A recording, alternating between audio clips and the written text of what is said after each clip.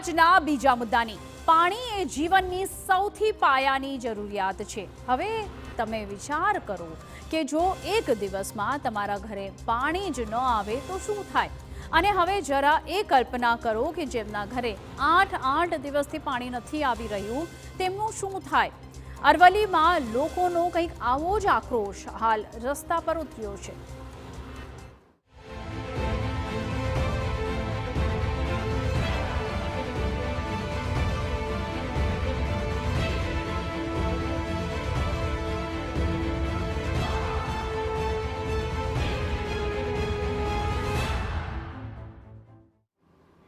આ દ્રશ્યો અરવલ્લીના મેઘરજમાંથી સામે આવી રહ્યા છે કે જ્યાં પાણીની સમસ્યાને લઈને સ્થાનિકોએ હોબાળો મચાવ્યો।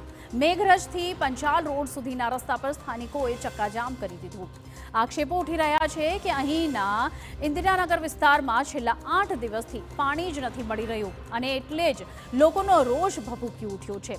જ્યાં સુધી પાણીની સમસ્યા દૂર નહીં થાય ત્યાં સુધી રોડ બંધ જ રાખવાની સ્થાનિકોએ ચીમકી ઉચ્ચારી છે। જો કે જે રોડને ચક્કાજામ કરાયા છે તે રોડ પણ કેવા છે તે પણ જરા નિહાળી લો।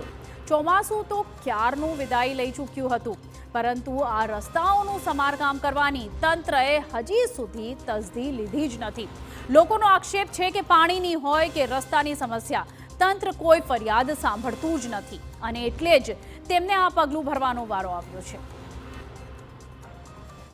અમારી 150 ઘરની વસ્તી છે, મહેનત કરીને જીવન ગુજારી છે બધા। 6 દિવસ ત્યાં પાણી આવ્યું નથી। હવે 6 દિવસમાં અમારે પાણી જોઈએ કે ના જોઈએ?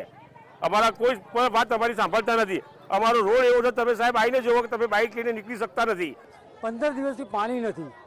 ગટરનું કામ ચાલુ કર્યું છે, લાઈન પાણીનું ટેન્કર માટે રજૂઆત કરી છે એમને। બોરોના અંદર સ્ટેટની લાઇટ કરવા માટેનું કીધું કે બોર ચાલુ રહે। રોડ આખો ખરાબ છે અને હવે કોઈ પ્રસંગ હોય, કંઈ એક્સિડન્ટ થાય તો જવાબદારી કોની રહેશે? પ્રશાસનની રહેશે।